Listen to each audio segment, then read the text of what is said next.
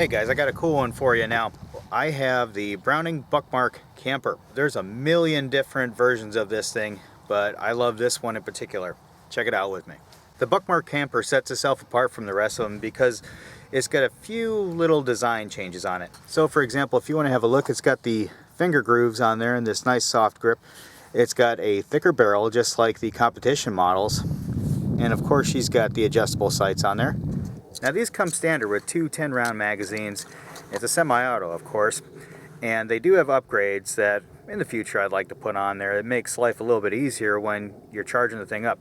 But right now you have to get in there and you have to pinch the slide to pull it back, and it can be a little bit stiff. And for somebody with weaker hands, that might not be a friend for them, but you can always get the upgrades that have the little pinch ears on the back that you can pull back. Now if you look at this thing, it's got a slide safety that you can adjust right there. Can't move it. Now you can move it. And it's also got the slide lock. So the nice thing about this is you don't got to worry about dry firing your rim fire. Now we all know that's super toxic for these guns because you can cause damage to the gun, and you don't want that. So at minimum, you either want the action to be held open like it does on this one, or you want to have it on a spent cartridge or anything else other than letting that firing pin hit the chamber. It's not a good thing. Let's talk magazines. So the magazines are really simple, and it's got this knob on the side you pull down and it'll help you with loading. So you pull the knob down, then you load rim in first, rim in first, rim in first, all the way until you reach 10 rounds. It is about as easy as it gets.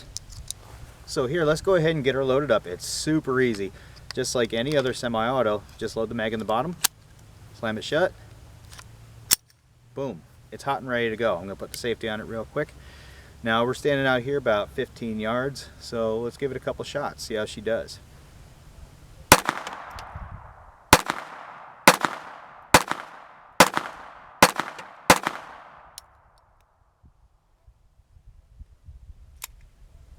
Malfunction?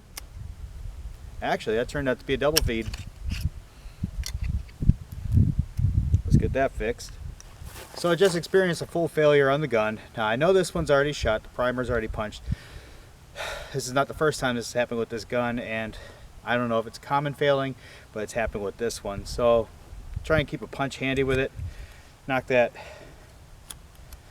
shell out, and there she is.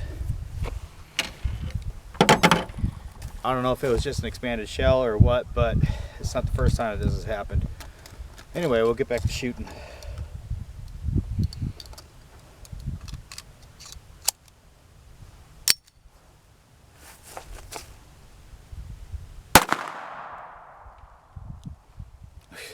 Alright, wouldn't you know it, that was the last one in the magazine.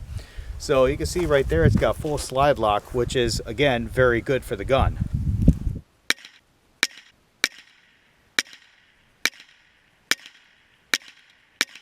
And this will tell a story right here. Most of it is grouped up in there. A couple throws. That's okay, I was just shooting this thing like crazy. But you can see just the inherent accuracy of the pistol itself. It'll hit the target no problem at 15 yards. With a little bit more fire control, you're not going to have these flyers around. Like I was just shooting it off. You're going to have everything in this nice tight group here. And then obviously if you want to reload a new magazine, just hit the mag release and it'll pop right out. It's spring loaded. It's pretty nice. So I wanted to get a quick note on this is maintenance. If you don't keep the gun good and lubed, it's going to fail on you. So I do keep this thing lubricated pretty consistently. But sometimes you will have a failure like we already had, and then you have to get your tools out and punch it out. Now, when you're going to clean this thing, it's a bear. It's not fun.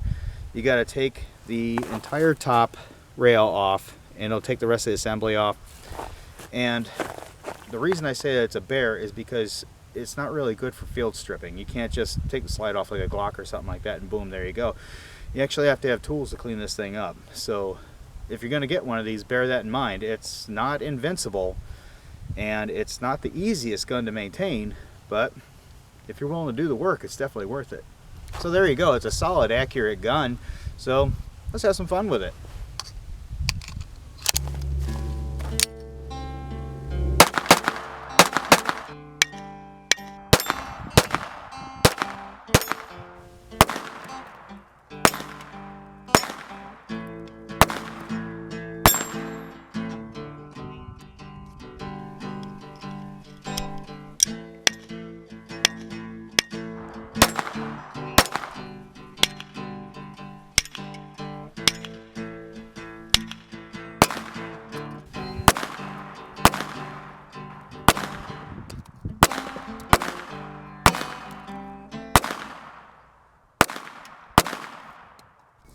So here's a question. Would you want to use this thing for self-defense?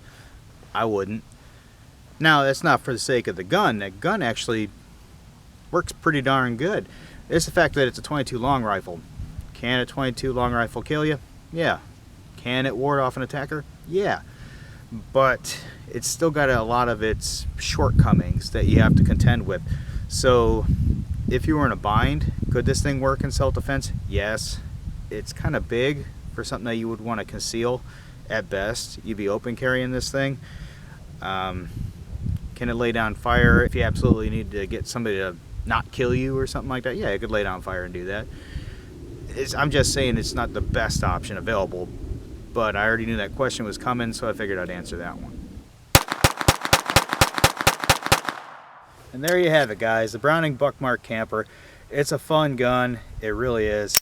Good semi-auto shooter for a .22 to boot, and it's a nice option to have. Not everything's going to be a wheel gun, as much as I wish it was. And I do like my wheel guns, but a semi-auto is nice to have around. So anyway, hope you guys liked it, and don't forget to check out our friends over there, Workaday Custom Gun Leather, custom made to order. And don't forget to like, subscribe, and share with your buddies. Until next time.